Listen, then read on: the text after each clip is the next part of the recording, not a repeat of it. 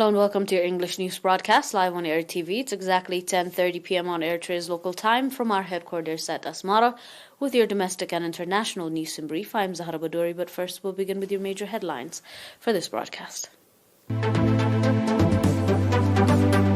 Financial contribution to community activities.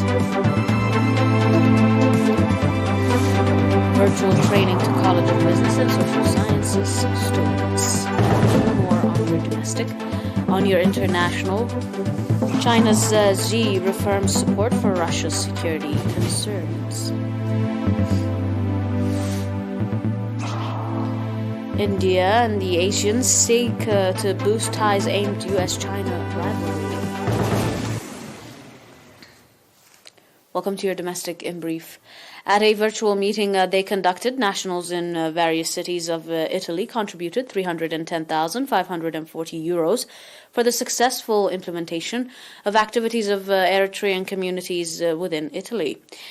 The meeting in which heads of PFDJ, National Union of Eritrean Women, YPFDJ, Eritrean communities, as well as media and diplomatic communities from 16 cities in Italy took part. Mr. Girmay Habtamikail, head of the Public and Community Affairs at the Eritrean Embassy in Italy, said that the past 6 months successful activities have been conducted.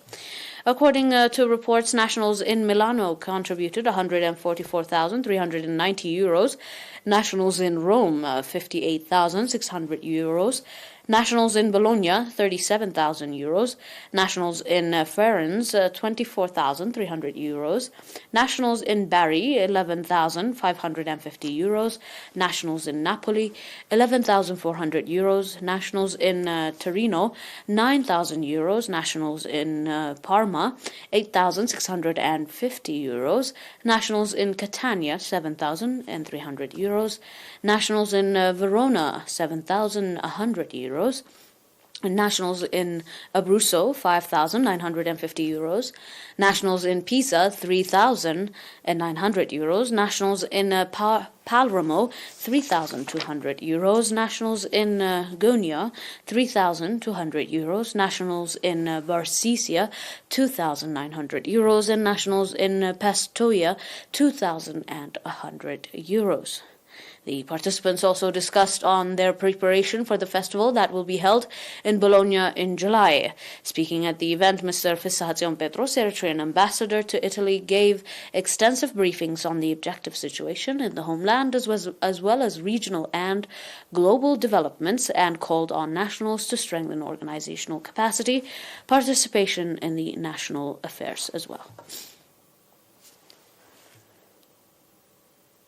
Proceeding on your domestic, 3 months practical and theoretical vocational training has been organized to 111 students of Ad-Daqiq College of Businesses and Social Sciences. The training, organized in cooperation with the National Union of Eritrean Youth and Students Branch in Sawa and Higher Education Institutions and Ad-Daqiq College of Business and Social Sciences, included computer technology, graphics, as well as video editing. Speaking at the graduation ceremony conducted on 9th June, Dr. Estefanos Hailemariam, Dean of the College, commanding the initiative by the National Union of Eritrean Youth and Students to develop the vocational capacity of students, called on the trainees to practically develop the training they have received, indicating that the training provided to college students will have significant contribution in developing productivity. Mr. Mansour Ismail, head of the Union Branch, said that similar training program has been organized to students of My Nafhi College of Science. In related news, vocational training has been provided to 64 youth in Taklabi administrative area, My Aini subzone. Speaking at the concluding event of the training, Mr. Ahmed Usman, administrator of My Aini subzone, called for organizing similar training programs in the other administrative areas within the subzone.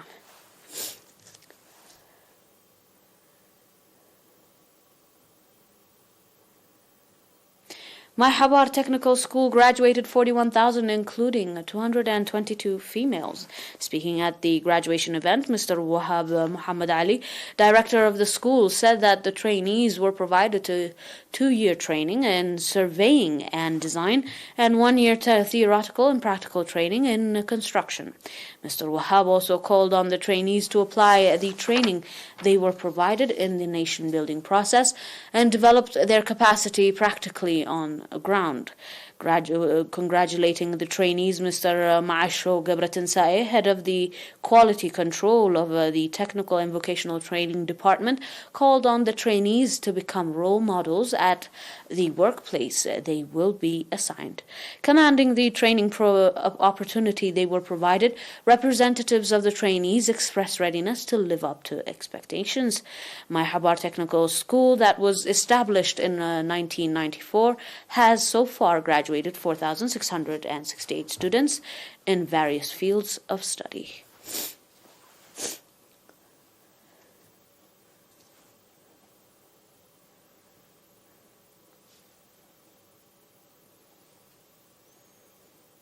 On your health report and final domestic, 2 patients have been diagnosed positive for COVID-19 in tests carried out today at testing stations in the central region.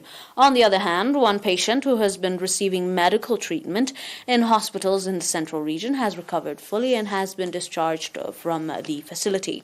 The total number of recovered patients has accordingly increased to 9,665, while the number of deaths stands at 103. The total number of confirmed cases in the country to date since coronavirus spread has increased to 9,775.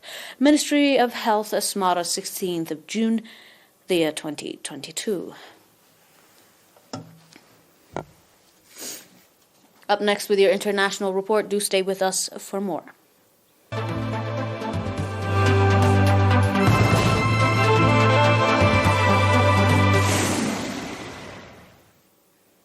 On your international report, according to Moscow, Xi Jinping noted the legitimacy of actions taken by Russia to protect its national interest. China's President Xi Jinping reaffirmed his country's support to Moscow on issues of sovereignty and security in a phone call with Russian leader Vladimir Putin.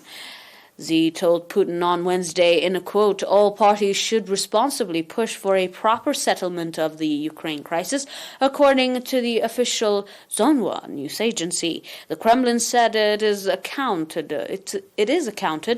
of the call that Putin, in quotation, outlined his fundamental assessments of the situation in Ukraine. According to Moscow's official readout, Xi noted the legitimacy of the actions taken by Russia to protect the fundamental national interests in the face of challenges to its security creation by external forces.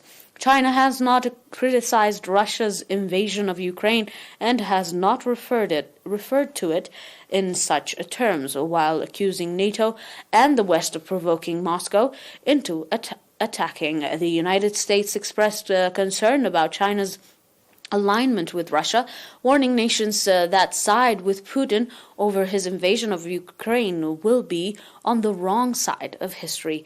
A U.S. State Department spokesperson said China claims to be neutral, but its behavior makes it clear that it is still investing in close to Russia. Weeks before Russia launched the assault on February 24th, Putin and Xi met in Beijing and oversaw the signing of an agreement pleading those relations between the sides would have no limits. It remains nuclear whether Xi knew of Russia's plan to invade Ukraine at the time. However, in that meeting, which took place hours before the Winter Olympics kicked off in Beijing, the 2 leaders pushed back against pressure from the United States, declaring their opposition to any expansion of NATO and affirming that the islands of Taiwan is a part of the nation China.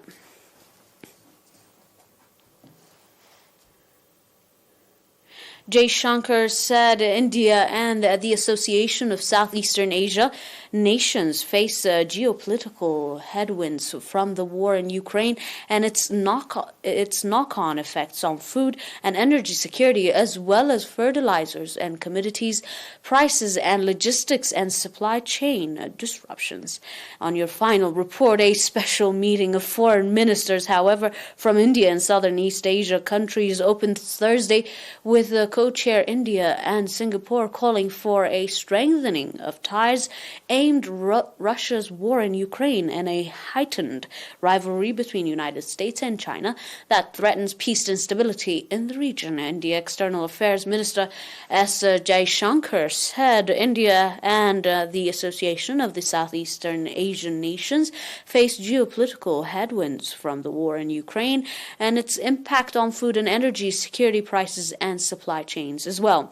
In quotation, India fully supports a strong, unified purposes in ASEAN was centrally in the Indo-Pacific and fully recognized, he said.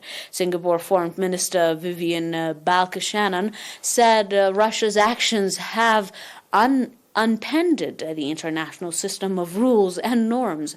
Balakrishnan added that the rivalry between U.S. and China has directed implications for all of Asia.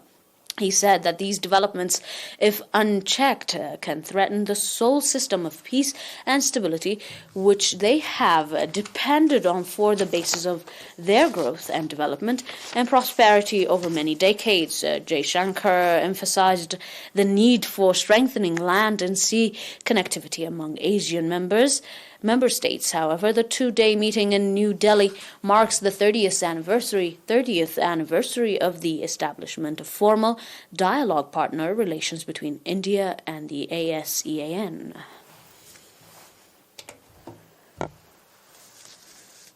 Dear viewers, that is all for now with your domestic and international news in brief. Until we are back with some more news, stay and enjoy the rest of our programs. But until then, these are your major headlines in review for this broadcast.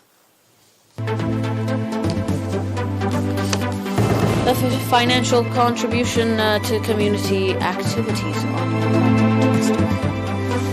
vocational training to College of Business and Social Sciences at Eritrea, Mahabar Technical School graduates 41 students, and announcement from the Ministry of Health. On your international, China's reaffirms support for Russia's security concerns. And India and the SAEAN seek to boost ties aimed at U.S.-China rivalry.